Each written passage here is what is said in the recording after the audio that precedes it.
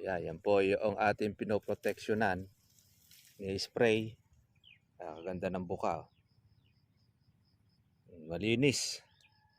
Pagka po ang bulaklak natin mga ka-farmers po ay malinis, ibig sabihin ay hindi po sinasalakay ng ating mga insect. Pero pagka hindi mo naman in-spray yan mga katribya, ay pagpipiestahan na po yan ng ating mga insekto.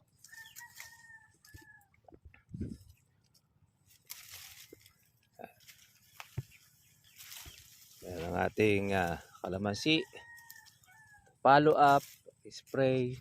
Yan po ating po mga maliliit na mga buko, medyo lumalaki-laki na siya. Yan, maambon-ambon.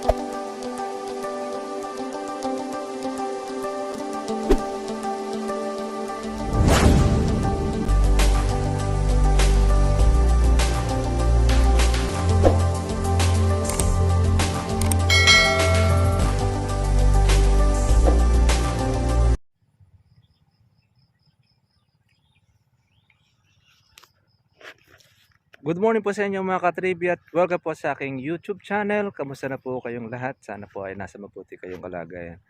Ngayon pong umaga po ay makulimlim na araw. At eto po, tapos na po yung ating pong pitasin dito. Nakakuha naman po tayo mga katribya po ng 18 red bag na berde. Tapos 3 hinog. Kaya nakapagneto naman tayo ng 1,000 dahil meron tayong upang pitas mga ka-farmers. Meron na po tayong mga ka-farmers po na pang-alaga itong ating kalamansi. Ayan, nakabili na rin tayo ng ating panggamot. Ayan, dahil dyan sa ating mga bulaklak, mga katribya. Ayan, tatanggal po tayo ng ating mga sangang tuyo. Ayan, dami pong mga bulaklak. Ayan, yan po yung ating pinoproteksyonan ni spray. Ganda ng buka. Malinis. Pagka po ang bulaklak natin mga ka-farmers po ay malinis, ibig sabihin ay hindi po sinasalakay ng ating mga insect. Pero pagka hindi mo naman in-spray yan mga katribya, ay pagpipiestahan na po yan ng ating mga insekto.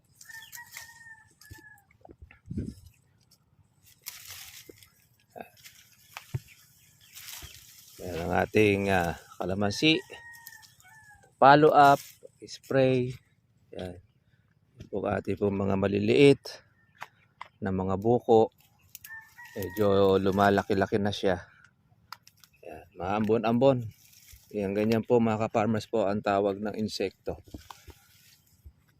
Pagka mag-i-spray tayo ng maambon, ang gamot po natin ay natatapon lang. Sasayang. At magsasayang lang po tayo ng ating gamot. Kaya kailangan titingnan din po natin yung panahon para hindi po tayo magastusan. Pagka po maambon na ganyan, stop ang pag-i-spray. Pag tinuloy nyo, malaki po ang konsumo. Yan. Yung ating kalamansi, tapos na siya. Papalaki na lang po tayo uli ng bunga sa mga susunod na buwan.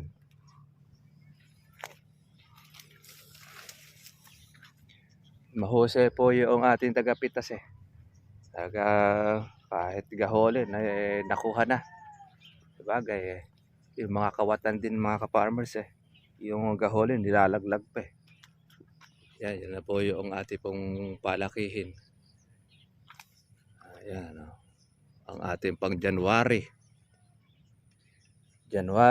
tapos pang February, yung mga buko natin mga maliliit. Ayan, pang February na po yan, yung gasaresa. Tapos pang susunod na buwan. Pero meron pa naman po tayong mahahalaw dito mga katribya sa ating bunga. Lalo na po yung mga ilalim na hindi po nakikita ng ating pong mga tagapitas. Kasi kami lalo na pagka nagmamadali, may iwan yan iba. Ayan yung mga buko natin. No? Kaya sunod-sunod po yung bunga ng kalamansi natin. Tapos meron tayong mga bulaklak. Meron ulit tayong mga panibagong sumusulpot na mga bulaklak.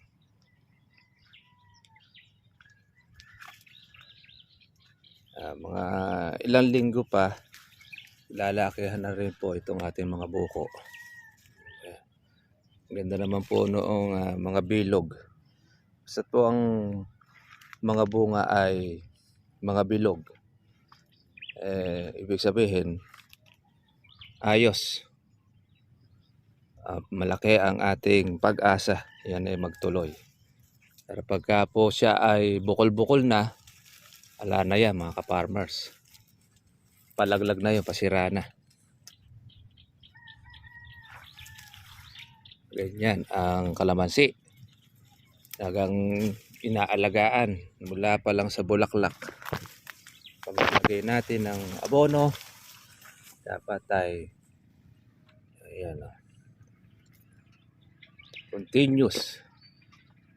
Tingnan mo ito yung tinira po ng mga insekto, putakte. Ayan, may uod sa loob yan. Kaya ito yan yung mga malalaglag. Pero ito, ayan, safe na ito. Yung ganyan size, safe na po yan. Kaya lang, pag hindi mo rin spray ito, may possible mga farmers po ito yung natutusukin din ng putakte o anuman pong mga manunusok. Dahil di lang naman po mga farmers po ang putakte ang tumutusok. Marami rin sila na kumakain. Kaya tayo ay nag-i-spray. Ayan yung mga buko natin, mga maliliit. Kagandahan naman ito mga katribya, marami tayong nakaumang na palakihin sa ating kalamansi. Kaya sisipagan lang po natin mga farmers po ang ating alaga. Hindi po mahalaga kung sa biglaan na maraming makapalang bunga. Okay, mas maganda pa yung ganito na anda-anda ang bunga ninyo, lahat ng buwan meron kayo. Hindi po hirap ang kalamansi. Kasi pagka po yan ay napuno ng bunga mga katribya, tapos sabay-sabay po ang kanilang pitasin, doon na po kami sa mga farmers po na tumatanda ang kalamansi, lalo na pag hindi po kaagad napipitas ang bunga. Lalo na pag yan po ay tukol, mga katribya, kawawa ang kalamansi. Pero sa atin, ayan no, hindi po siya masyadong hirap. Okay, sa atin naman kasi mga farmers hindi lang naman po tayo ang tagapitas. Marami tayong kasosyo. Mas nauna pa nga yung mga kasosyo natin na walang puhunan. So, yung mga saging po natin na nabuwal. Lagi.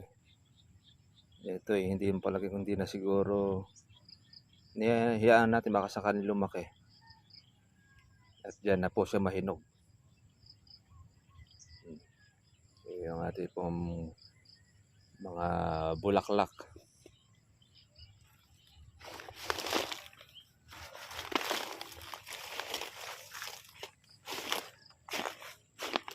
Ayan, umuti na sa bulaklak yan.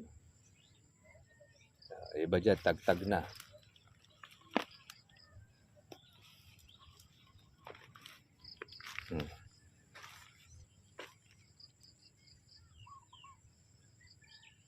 O kaya po ang pag-asa po natin yan, basta't po yung bulaklak natin ay magdiretso, maging buko, malaki po ang pag-asa. Pero ganun pa man, meron pong mga nasisira rin pong mga bulaklak.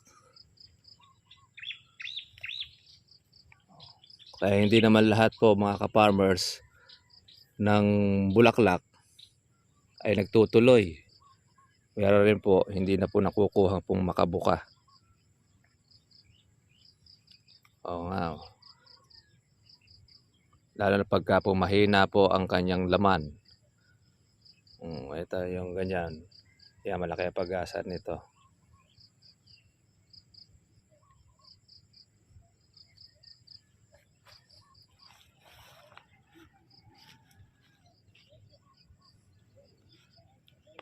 Ngayon, gutom ang magnanakaw. Wala na po siya ngayong mapipitas dito sa atin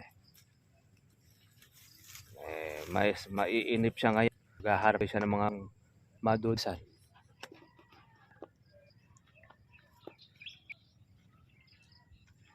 Ang spray natin dito mga farmers every 2 beses sa isang linggo para dito sa ating mga buko ito, maintenance saka sa mga bulaklak. Kung kayo tuwing awang araw pwede rin kayo mag-spray, depende po yan doon sa inyo pong budget.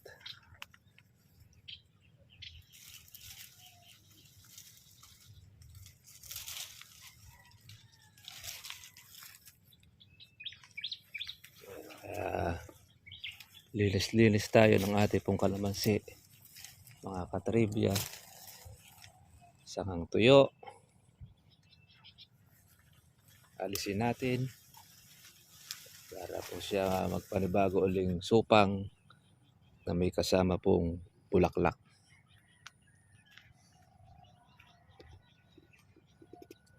Satisfied na tayo dito sa ating pong mga bunga.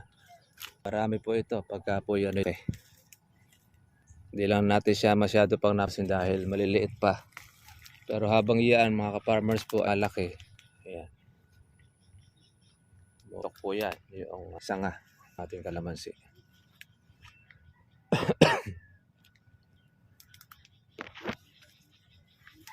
Ayan yung ating po mga bunga, mga maliliit. Ay, ibang mga bulaklak. Hindi po siya ganong namuti sa bulaklak. Pero pag ito mga ka-farmers ay matubig at lalo na ngayon marami po tayo mga kapong nag-i-stress. Yung stressing na ginagawa titigang kasi nasira dahil noong malakas to move ngayon ng pagtitigang mga bibya.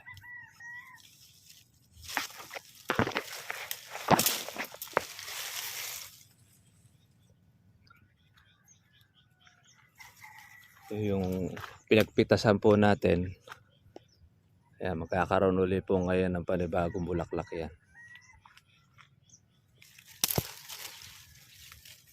Lalabasan ulit ng panibagong usbong na may kasama pong bulaklak.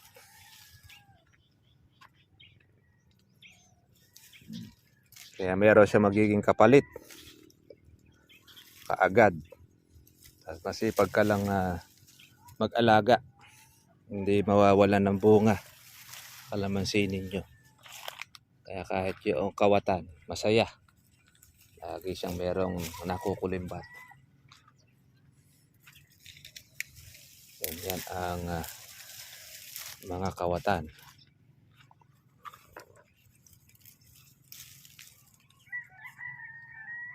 Yan.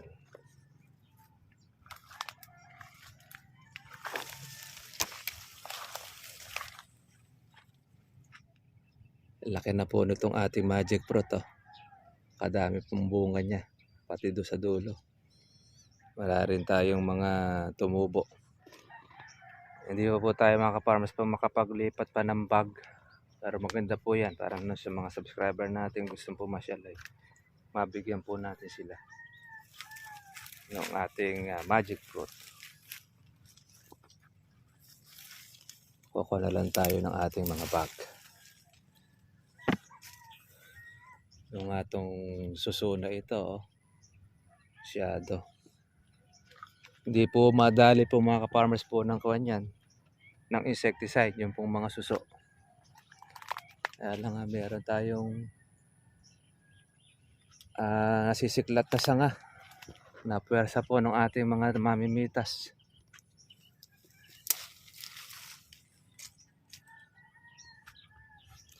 Ilang linggo nang hindi umuulan.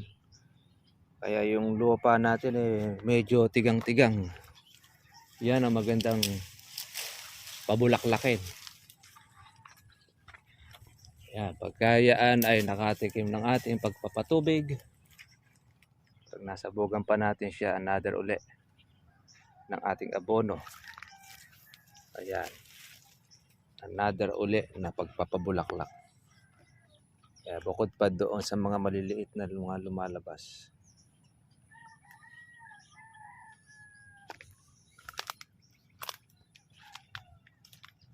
Kaya tuloy-tuloy lang mga ka-farmers ang ating pong pag-aalaga.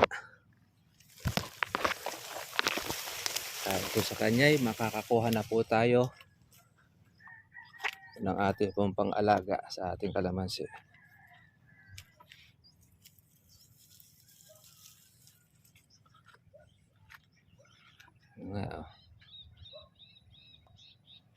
Yung ating bunga, nakikita natin yung ating naahan uli.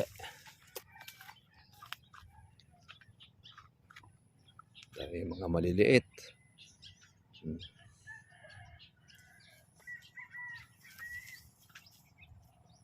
Ayan o. Meron pa sa mga loob na hindi pa nakuha ng ating mga mamimitas.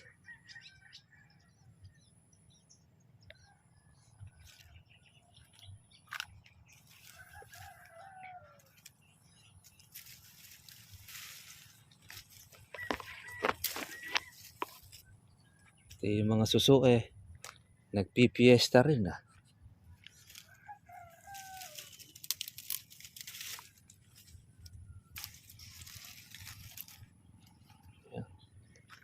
Yung mga damo natin malinis. Mga tepok na sila.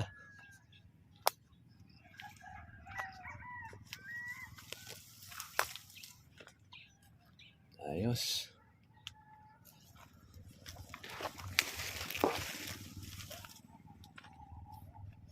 Mga buko natin. Ayan, yung mga maliliit na bulaklak.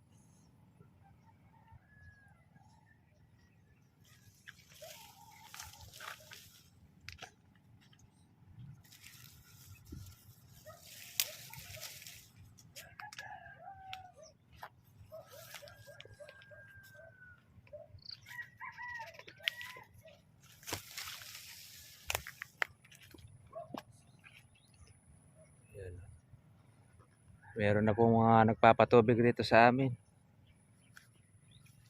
Kasi matagal na pong hindi umulan ng malakas uli.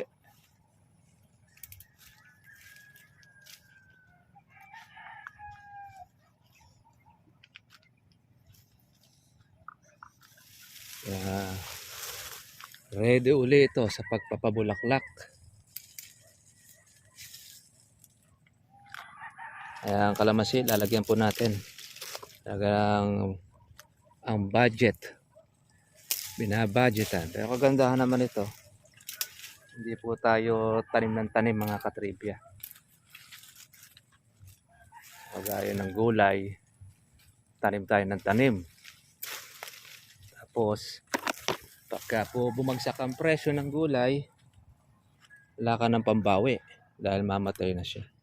Sa kalamansi, meron laging pansunod. Lahat ng price ay inyo pong matitikman dahil continuous ang pamumunga. Lahat ng price nakukuha ninyo. Ayan o.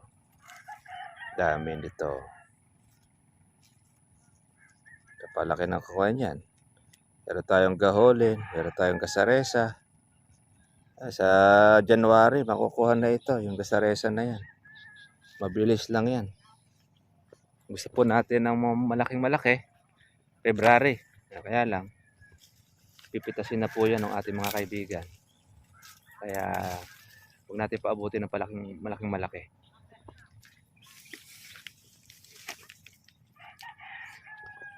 Paano mga ka-farmers? Yun na po ang aking vlog po ngayong umaga. Monitor.